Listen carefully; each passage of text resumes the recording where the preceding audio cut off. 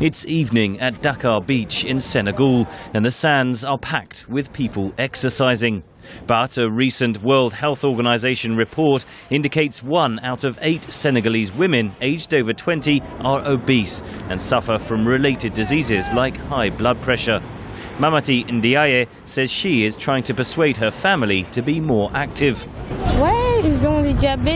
Yes, they have diabetes and high blood pressure, all of that. But I advise them to walk and to exercise a little. The World Health Organization says more than 1 in 3 adults worldwide has high blood pressure. In some African countries, it's as high as 40%. Professor Majid Ezzati chairs the Department of Global Environmental Health at Imperial College London. Salt is perhaps the most important dietary determinant of high blood pressure, and that's actually something that is culturally and geographically driven, and many of the high-income countries have successfully removed salt from prepared packaged food. Ezzati says high blood pressure puts a huge burden on people and societies. It is the leading risk factor for mortality and for disease burden worldwide. It is associated obviously with cardiovascular diseases, large effects on stroke, which is very common throughout Asia, on heart disease and other cardiovascular diseases. In remote areas, doctors say a big problem is access to healthcare. So a team of medics has developed a solar-powered blood pressure monitor that they hope will transform diagnosis and treatment.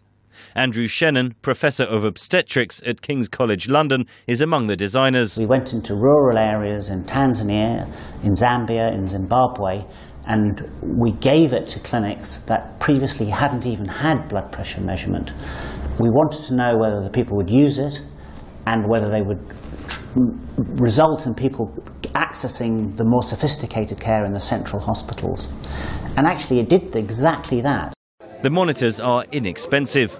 Although this is a very cheap device, which we plan to sell for under €20, it is as accurate as the £10,000 machines that I use on the intensive care unit. Togo is also battling high blood pressure.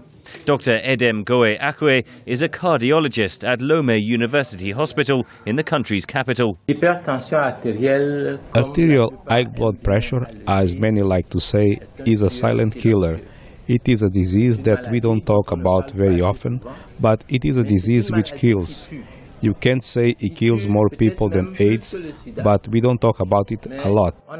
The World Health Organization hopes to get more people talking about one of the world's biggest killers.